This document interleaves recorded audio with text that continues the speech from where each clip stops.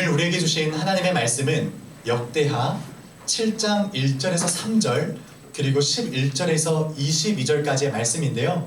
오늘도 지난주와 동일하게 스스로 말씀을 읽고 밑줄을 긋는 시간을 가지고자 합니다. 보이는 안내를 따라서 각자 주어진 주보와 펜을 가지고 말씀을 읽는 시간을 갖겠습니다. 네, 전도사님을 봐주시겠어요? 우리는 하루에도 여러 번 약속을 하고 또 그 약속을 지키면서 살아갑니다. 꼭 거창한 약속이 아니더라도 우리는 다양한 약속들을 주고받으면서 살고 있습니다. 뭐 예를 들면 이런 거죠. 야, 조금 있다가 브롤스타즈에서 만나자. 야, 내일 점심에 강남역에 있는 느좋 느낌 좋은 카페 가자. 또 그것도 아니면 야, 시험 끝나는 날 중간고사 곧 있으면 끝나는데 그날 마라탕 먹으러 가자. 뭐 이런 약속들을 하고 지키면서 우리는 서로에 대한 신뢰를 쌓아갑니다. 그래서인지 몰라도 우리가 약속을 가볍게 여기는 사람을 만나면 괜히 기분이 나빠지기도 하고 또 관계도 금방 멀어지는 것 같아요. 생각해보세요. 오늘 저녁에 브롤스타즈 만나자고 했는데 친구가 안 들어오는 겁니다. 지금 반 친구들이랑 3대3 배틀을 진행해야 되는데 그 친구가 안 들어와서 배틀이 시작이 안 되는 거예요. 그러면 어때요? 너무 짜증나지 않아요? 뭐 하는 거야 진짜 개념 없어 이런 생각 들지 않아요? 전도사님만 나쁜 사람 만들지 말고 다르게 한번 생각해 볼까요? 시험 끝나는 날 그날만을 기다리면서 마라탕 먹을 순간을 기다리고 고대에 왔었는데 친구가 갑자기 피곤하다면서 약속을 취소했다고 한번 상상해 봅시다. 속상하지 않겠어요? 마라탕 먹고 2차로 분조카까지 가려고 했는데 분위기 좋은 카페, 모르는 분들이 있을까봐 제가 설명을 제가 이렇게 신세대입니다. 그래서 장소까지 이미 다 알아봤는데 갑자기 약속을 취소해버린다면 굉장히 서운할 수 있겠죠. 이처럼 약속은 서로에 대한 신뢰의 기반이 되는 것 같아요. 그래서 우리는 최대한 약속을 지키려고 노력합니다. 하지만 우리가 모든 약속을 지킬 수 있나요? 모든 약속을 완벽하게 지키는다는 것은 불가능에 가까운 일처럼 느껴집니다. 갑작스러운 상황이 생겨서 약속을 못 지킬 수도 있고 또 내가 실수하거나 어떤 잘못된 상황이 벌어져서 약속을 지키기 어려운 순간은 얼마든지 발생할 수 있어요. 그래서 우리는 자연스럽게 약속하면 절대적인 약속은 없다고 생각합니다. 반드시 지켜지고 반드시 이루어지는 그런 약속은 세상에 존재하지 않는다고 생각해요. 상황에 따라서 바뀔 수도 있고 또 지키지 못할 수도 있는 게 바로 약속이라고 생각하기 때문입니다. 그런데 오늘 말씀을 보니까 하나님의 약속은 좀 다르다는 것을 확인할 수 있어요. 세상은 나의 잘못이든 상대방의 잘못이든 어찌됐든 약속이 깨질 수 있는 가능성이 충분히 있지만 하나님의 약속은 반드시 이루어진다는 것을 우리에게 가르쳐주고 있습니다. 그래서 오늘 우리는 이 본문의 말씀을 통해서 하나님의 약속이 얼마나 신실한지 그리고 그 신실한 하나님의 약속 앞에서 우리는 어떤 반응을 보이며 살아가야 되는지를 함께 나누어 보고자 합니다. 오늘 본문의 시작을 보면 굉장히 놀라운 장면으로 시작돼요. 우리가 이 본문을 이해하기 위해서 잠깐 이스라엘의 역사에 대해서 나눌 필요가 있습니다. 이스라엘 백성들은 원래 이집트에서 노예 생활을 하던 사람들이었습니다. 그러던 중에 하나님의 놀라우신 인도로 그들이 애굽을 탈출하는 출애굽 사건이 나타나요. 여러분, 출애굽 사건이 기록되어 있는 책이 뭔지 알아요? 출애굽 기록할 기자를 써서 출애굽기. 어쨌든 이처럼 이스라엘 백성들은 하나님의 인도하심으로 종살이하던 애굽을 탈출했고 출애굽했고 약속하신 땅 가나안을 향해 나아가기 시작합니다.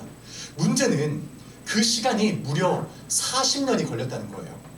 황량한 땅인 광야를 지나가야 되는 그 시간이 이스라엘에게는 40년이나 필요했어요. 그들은 계속 이동해야만 했고 그 가운데서 하나님께 예배드릴 수 있어야 했습니다. 바로 그때 하나님께서 그들에게 가르쳐 주셨던 방식이 바로 보여주시겠어요? 이런 장막에서 예배를 드린 것이었어요. 조금 쉽게 표현하면 천막이에요. 그들의 상황에 딱 맞는 예배의 공간이었죠. 하나님은 그곳에 실제로 임재하셨고 그곳에서 이스라엘 백성들의 예배를 받으셨습니다. 그래서 이스라엘은 이 장막을 가리켜서 거룩한 장막이라고 해서 거룩할 성자를 따서 성막이라고 불렀어요. 천막, 장막, 성막 같은 의미예요. 그러나 조금 더 정확하게 얘기하면 성막, 하나님이 임재하시는 곳입니다. 그래서 이스라엘 백성들은 그 황량한 땅인 광야를 지나는 동안 바로 이 성막에서 예배를 드렸고 그곳에서 하나님의 임재를 느낄 수 있었습니다.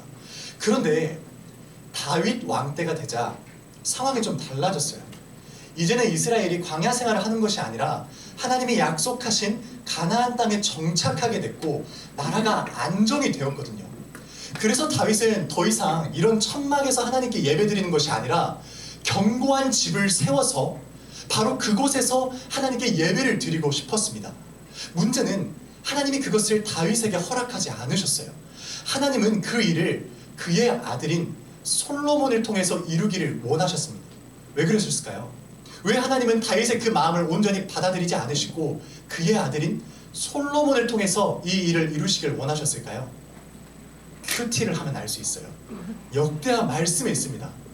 궁금하면 찾아보세요. 오늘 본문은 바로 이런 배경 속에서 시작되고 있는 거예요. 다윗의 후손 솔로몬이 다윗이 그토록 꿈꾸고 기대했던 이 성전, 오른쪽에 보이는 성전을 완공하고 그것을 주님께 바치면서 기도하는 장면으로 시작되는 게 오늘 본문의 시작이에요. 바로 그때 무슨 일이 일어나고 있는지를 기록하고 있는 말씀이 바로 1절 말씀입니다. 이제 말씀이 좀 이해가 되겠죠? 그렇다면 오늘 본문 1절 말씀을 함께 읽어보도록 하겠습니다. 시작! 솔로몬이 기도를 마치니 하늘에서 불이 내려와 번제물과 제물들을 살라버렸고 주님의 영광이 그 성전에 가득 찼다. 오늘 말씀의 시작을 보니까 하나님의 놀라운 능력이 나타나요. 솔로몬이 성전을 하나님께 드리면서 기도를 마치니까 하늘에서 불이 내려와서 솔로몬이 주님께 바쳤던 번제물과 제물들이 다 타버렸다고 기록하고 있습니다. 굉장히 놀랍고 우리의 이성으로는 도무지 받아들이기 어려운 그런 상황이 펼쳐지고 있는 것이에요. 여러분, 하나님은 왜 갑자기 이렇게 이적을 보여주고 계신 걸까요? 솔로몬이 하나님을 향해서 성전을 드리고 제물을 바치고 있는 이 상황 속에서 받으실 수 있는 여러 가지 방식들이 있었을 텐데 하나님은 불을 떨어뜨리셔가지고 그 모든 번제물과 제물들을 불살라 버리셨어요. 왜 이런 초자연적인 모습을 보여주고 계신 걸까요? 우리는 그 안에 담겨있는 의미를 살펴볼 수 있어야 돼요. 사무엘하 7장 말씀을 보면 다윗이 살아있을 때 하나님께서 그에게 약속하신 말씀이 있습니다. 한번 잘 들어보세요. 12절 13절입니다. 너의 생애가 다하여서 내가 너의 조상들과 함께 묻히면 내가 내 몸에서 나올 자식을 후계자로 세워서 그의 나라를 튼튼하게 하겠다. 바로 그가 솔로몬이겠죠. 나의 이름을 드러내려고 집을 지을 것이며 나는 그의 나라의 왕위를 영원토록 튼튼하게 하여 주겠다. 그러니까 하나님은 다윗에게 너의 아들 솔로몬을 통해서 내 이름을 위하여 성전을 짓게 해주겠다고 분명히 약속하신 거예요. 그리고 그 약속이 지금 오늘 말씀의 시작 부분에서 성취되고 있는 것입니다. 다윗이 꿈꾸었지만 이루지 못했던 일, 그러나 하나님께서 그의 자손을 통해서 반드시 이루시겠다고 한 그 약속이 지금 이루어지고 있는 거예요. 그런데 여기서 중요한 부분이 있어요. 1절 말씀을 자세히 들여다보면 하나님께서 불을 내려서 번제물과 제물들을 살라버렸다는 표현이 나와 있잖아요. 여러분, 이 장면은 사실 레위기라는 성경에서도 확인이 되는 장면이에요. 레위기 9장 말씀을 보면 하나님이 주님께 드리는 마음을, 주님께 드리는 제사를 기쁘게 받으실 때 하늘에서 불을 내려서 제물을 사르시는 장면이 나옵니다. 그러니까 정리하면 지금 1절에서 하나님이 이렇게 초자연적인 모습을 보여주시는 이유는 내가 너의 그 제물을, 너의 그 마음을 기쁘게 받았다는 것을 표출하고 계셨던 것입니다. 조금 이해가 되나요? 그런데 여러분, 여기서 한 가지 이상한 점이 있어요. 잘 생각해봐요. 하나님께서 솔로몬을 통해서 성전 완공을 이루시겠다고 약속을 하셨고 하나님께서 그 약속을 친히 이루셨어요. 하나님이 약속을 하셨고 하나님이 그 약속을 이루셨어요. 그런데 왜 하나님이 기뻐하시죠? 이게 이해가 되나요? 왜 하나님은 기뻐하셨을까요? 그 이유는 그 과정 속에 솔로몬의 순종이 있었기 때문이에요. 하나님이 약속을 이루신 것은 분명한 사실이지만 그 약속은 솔로몬의 순종을 통해서 나타났습니다. 성전을 짓는다는 약속, 이 약속은 하나님이 다윗과 맺은 약속이었어요. 그래서 어떤 면에서 보면 솔로몬의 입장에서는 자기와 무관해 보이는 약속처럼 느껴질 수도 있었습니다. 그럼에도 불구하고 솔로몬은 그 성전 건축을 위해서 7년이라는 시간을 할애해요. 1년도 2년도 아닌 7년이라는 엄청난 시간을 성전 건축을 위해서 쏟아붓습니다. 여러분, 이 부분이 진짜 이해가 돼요? 나의 아버지와 약속하신 그 내용을 내가 7년이나 쏟아부으면서 순종하는 것, 이 부분이 자연스럽게 이해가 되나요? 전도사님이 이 부분이 너무 궁금했어요. 솔로몬은 도대체 어쩌다가 성전 건축을 똑같이 꿈꾸게 됐고, 또 어떻게 아버지에게 하셨던 그 약속을 순종할 수 있었을까? 그 마음이, 그 생각이 너무 궁금했습니다. 그 답이 무엇이었을까요? 답은 지난주 설교에 있어요. 지난주 설교가 기억나나요? 지난주 설교에서 솔로몬은 자신이 왕의 자리에 서 있는 것이 하나님의 은혜라고 인정했습니다. 은혜는 곧 선물이에요. 그러니까 자신의 어떤 능력, 힘으로 이곳에 올라와 있는 것이 아니라 하나님이 선물로 나를 이곳에 불러주셨기 때문에, 하나님이 선물로 나를 왕의 자리로 삼아주셨기 때문에 지금 내가 이곳에 서 있을 수 있다고 고백했어요. 그래서 그는 다른 어떤 것을 하나님께 구했던 것이 아니라 하나님이 나에게 맡겨주신 그 자리를 잘 감당할 수 있도록 지혜와 지식을 주라고 간구했었죠. 지혜와 지식, 좀 기억이 나나요? 여러분, 이 지혜와 지식은 단순히 막 지적 능력이 막 향상되고 똑똑해지는 그런 능력을 말하는 것이 아니었어요. 본질적으로는 하나님을 경외하는 마음이었고, 하나님을 두려워할 줄 알고, 사랑할 줄 알고, 주님의 뜻대로 살기를 원하는 마음이었어요. 오늘 본문에서 솔로몬이 이처럼 놀라운 순종을 보이면서 하나님의 일을 이루어가고 있는 것은 바로 그 마음에서, 주님을 사랑하는 마음, 주님 뜻대로 살아가기를 원하는 그 마음에서 비롯된 반응이었습니다. 하나님께서 자신에게 놀라운 은혜의 자리를 허락해 주셨고, 또 아버지를 통해서 위대한 약속을 맺으셨다면 자신은 그 일에 기꺼이 사용되겠다고 결심한 것입니다. 그래서 그는 성전 건축에 힘썼고 그 모습을 하나님께서는 기쁘게 받으셨던 것이에요. 오늘 본문의 말씀은 바로 이 부분을 우리에게 강조하고 있습니다. 하나님은 우리의 믿음의 반응을 기다리고 계신 거예요. 그래서 이어지는 본문을 보면 이렇게 기록하고 있는데, 17절에서 20절까지 말씀을 전도사님과 여러분이 한 절씩 교독함으로 읽겠습니다. 전도사님 먼저 읽을게요. 너는 내 앞에서 내 아버지 다윗처럼 살아라. 그래서 내가 내게 명한 것을 실천하고 내가 내게 준 율례와 규례를 지켜라.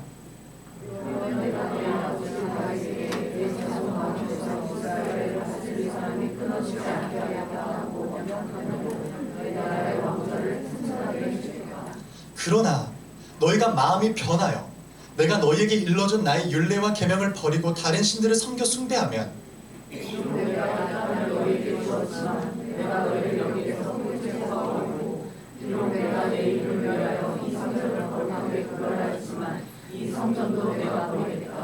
그러면 너희는 모든 민족 사이에서 하나 수다거리 가지고 웃음소리가 들을 것이다.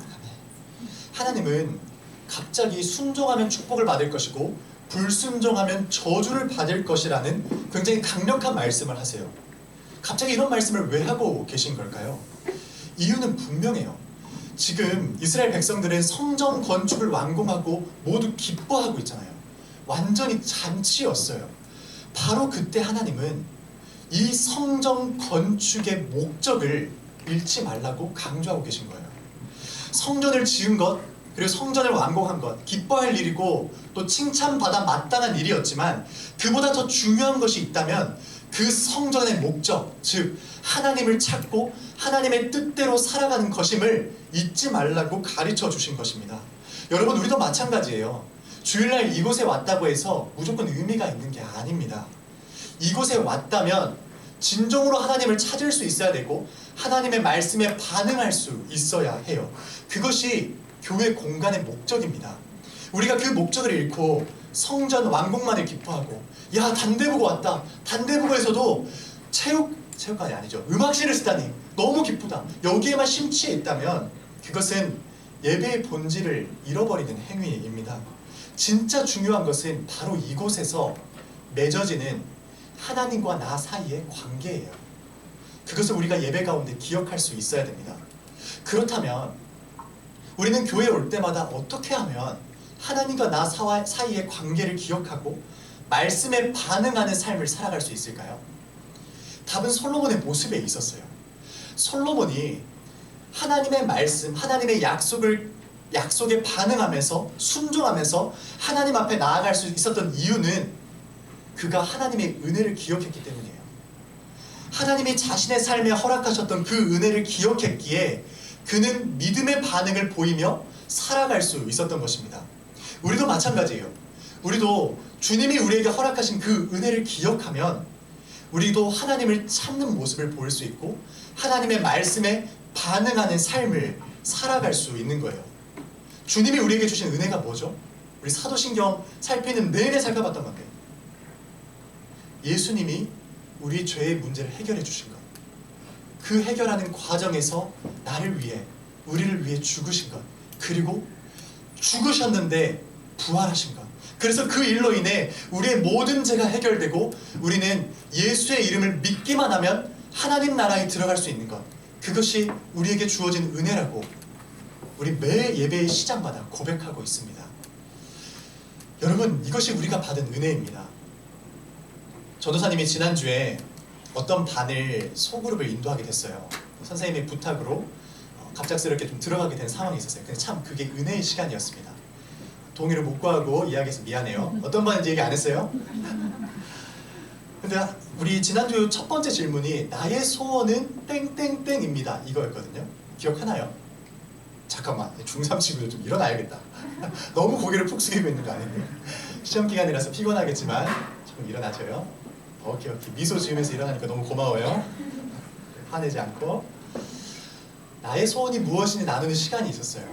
그런데 한 친구가 이렇게 얘기하는 거예요. 저의 소원은 천국에 가는 것입니다. 이렇게 얘기하는 거예요. 놀랍죠? 그래서 전도사님이 의심을 하기 시작했어요. 얘들아, 지금 이 친구 얘기하지 마. 얘들아, 이 친구 지금 전도사님 앞이어서 지금 이렇게 컨셉을 잡은 거니 아니면 평소에도 이런 고백을 하는 친구니? 그런 고백을 하는 친구래요. 너무 궁금했어요. 왜 천국에 가고 싶니? 근데 이 아이가 갑자기 고대 그리스 철학을 언급하면서 막 이야기를 하기 시작하는 거예요. 우리가 인생을 살아가는 목적을 잘 생각해 보니까 결국 행복하기 위해서 아닌가요? 공부를 잘하고 싶은 것도 결국에 행복하고 싶은 거고, 좋은 대학, 좋은 직장에 가고 싶은 것도 행복하기 위해서라면 진짜 행복은 어디 있을까 생각해 봤어요. 그런데 그 진짜 행복은 천국에 있지 않나요? 그곳에는 어떤 슬픔도 눈물도 죄악도 없기 때문에 저는 그래서 천국에 가고 싶어요. 이렇게 이야기했어요. 전도사님 지어낸 얘기가 아니에요. 실화예요, 실화. 전도사님 그 이야기를 들으면서 아, 그래, 이 친구가 은혜를 아는 친구구나. 주님이 나를 위해 죽으셨고 그 놀라우신 사건으로, 그 위대하신 사랑으로 내가 하나님 나라에 갈 수 있다는 그 은혜, 그 은혜를 알고 기억하는 친구이구나. 그걸 깨달았어요. 우리가 그 은혜를 진짜 알고 그 은혜를 기억하는 삶을 살아간다면 하나님을 찾는 마음으로 주님 앞에 나아갈 수 있어요. 그리고 주님의 말씀 앞에서도 순종으로 반응할 수 있습니다. 그런데 여러분, 놀라운 사실이 있습니다. 하나님이 우리에게 부어주신 은혜가 이것만 해도 엄청난 은혜인데 한 가지 더 약속을 하셨다는 거예요. 그 약속이 뭔 줄 알아요? 마태복음 28장 20절 말씀인데 우리 함께 읽어보도록 하겠습니다. 시작.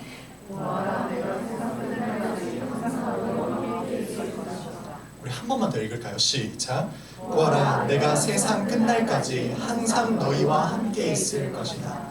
주님은 우리와 달리 약속을 어기실 수 있는 분이 아니에요. 주님이 가지고 있는 성품은 신실한 성품을 가지고 계셔서 약속하신 것은 반드시 이루시는 분이십니다. 그래서 주님의 약속을 우리의 약속처럼 오해해서는 안 돼요. 오해석해서는 절대 안 돼요. 주님이, 근데 그런 주님이 우리에게 약속하신 거예요. 세상 끝날까지 여러분 한 사람 한 사람과 나와 함께 하시겠다고 약속하셨어요. 나를 위해 십자가에 달려 죽으신 것도 모자라서 우리와 세상 끝날까지 함께 하시겠다고 약속하시고 하늘로 승천하셨습니다. 그리고 그 약속은 지금 이 순간 가운데도 이루어지고 있어요. 여러분이 느끼든 느끼지 못하든 하나님은 여러분들과 함께하고 계십니다. 그런데 여러분, 이 약속의 말씀 앞에 붙어있는 구절이 있습니다. 그 구절 한번 보여주시겠어요? 이 구절을 보면 내가 너희에게 명령한 모든 것을 가르쳐 지키게 하여라, 이 말씀을 먼저 언급하시고 나서 내가 너희와 항상 함께 있겠다고 말씀하셨습니다. 근데 여러분, 이 앞에 있는 구절을 잘 봐봐요. 오늘 우리가 함께 살펴봤던 역대하 말씀과 좀 비슷하지 않아요? 보여주시겠어요? 아까 순종하면 축복, 불순종하면 저주, 이거 살펴봤을 때 그 중에 한 구절이에요. 내가 내게 명한 것을 지켜라, 이 말씀을 우리에게 허락하셨단 말이에요.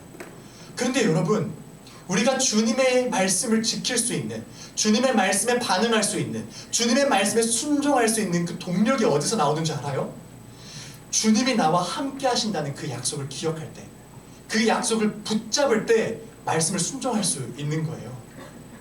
하나님께서는 그런 주님의 삶을, 주님이 기뻐하시는 삶을 우리가 살아냈으면 좋겠다고, 그 은혜를 기억하면서 그 약속을 붙잡으면서 살아가길 원한다고 초청하고 있는 것입니다.